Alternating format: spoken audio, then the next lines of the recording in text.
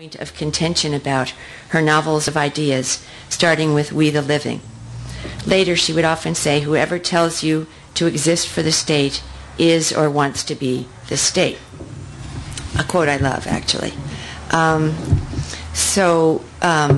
What I explore in the book is how the combination of Rand's temperament and penetrating intelligence at birth and as a young child, combined with her circumstances, one, being raised on Russian utopian literature, two, being a Jew in St. Petersburg at a time when it was dangerous to be a Jew there, and three, that's enough right there, how that helped to form her ideas and helped her to create all these characters who act out a drama of ideas in her most famous novels.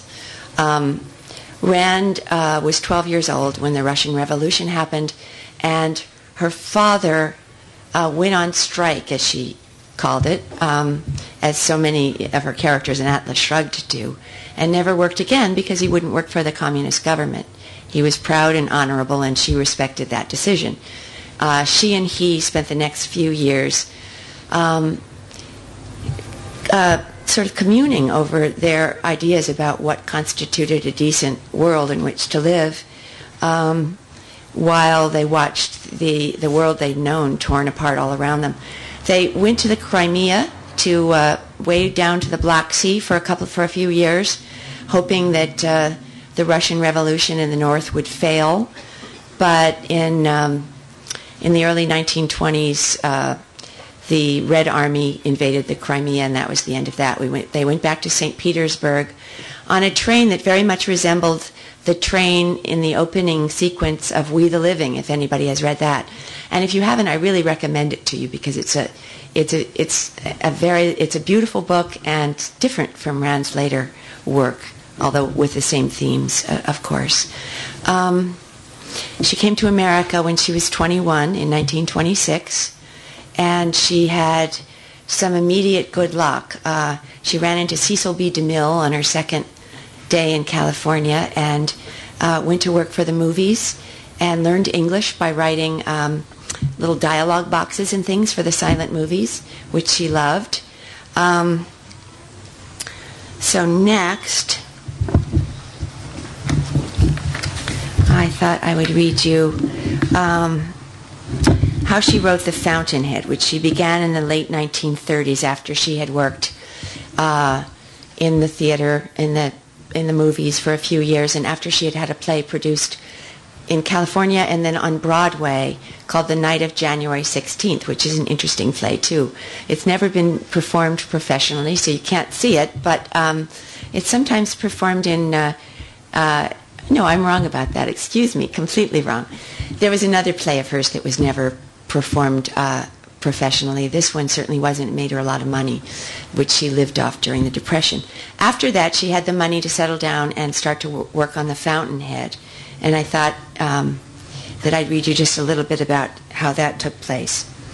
The story of The Fountainhead, Rand once explained, is the story of how a moral man can live in a corrupt society.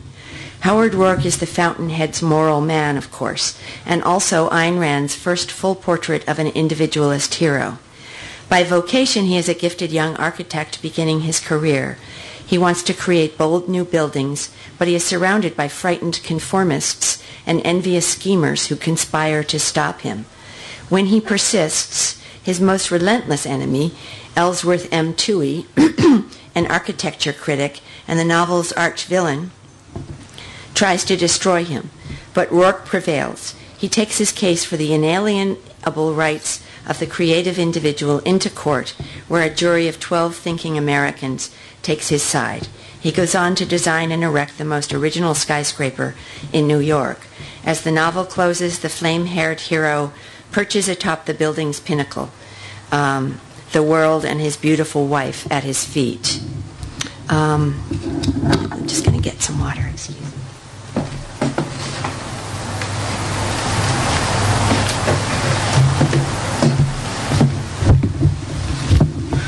In one form or another, Ayn Rand had been daydreaming about Rourke all her life. In figure, he is tall, thin to the point of gauntness, and almost always rigid with creative tension, although in repose he can be as supple as a cat. He possesses her childhood hero Cyrus's moral certainty, self-confidence, and insolence. Like Zarathustra, another favorite character of Ayn Rand's, he welcomes difficulties that propel him beyond ordinary drab humanity. Like Enjolras, a character in Victor Hugo she loved, he is single-minded in pursuit of his goal. He would walk over corpses to be an architect, one of the characters says about him. No matter what inducements or penalties he faces, he won't compromise his architectural vision by a single pilaster. He's not afraid of disappointment or of pain. In her notes, Rand calls him the noble soul par excellence, paying homage to Nietzsche's definition of a hero as, quote, a soul that has reverence for itself. He is the archetype of the creator in a dissipated world. As he leaves his university to go to New York and pursue his career, he soon discovers that almost everyone will try to stop him. Familiar to Rand as this character was, not least because it resembled herself, Rourke did not provide the first germ of the idea for the Fountainhead. His glossy, callow schoolmate in opposite number, Peter Keating, did. Rand liked to tell the story of how she conceived of Peter Keating, who gave the novel its original title, Second-Hand Lives. In 1931 or 1932, while she was still living on North Gower Street in Hollywood and clerking in the wardrobe department of RKO, she became fascinated by her next-door neighbor, a woman named Marcella Bannert. Marcella was an executive assistant to David O. Selznick, at that time RKO's chief of production, and she was ambitious.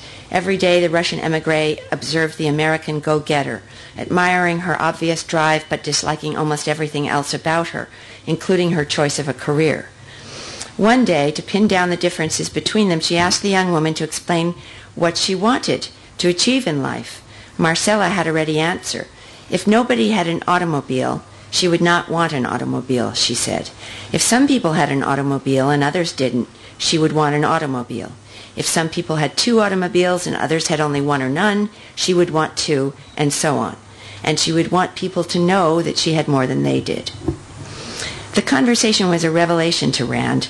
By her standards, Marcella seemed not to want anything for herself. Rand's goal was to create a fiction of ideas out of her experience and extraordinary gift for imagining and reasoning. Marcella merely wanted to outstrip the Joneses. The prickly young moral philosopher's judgments about people were based on whether they shared her values and her sense of life.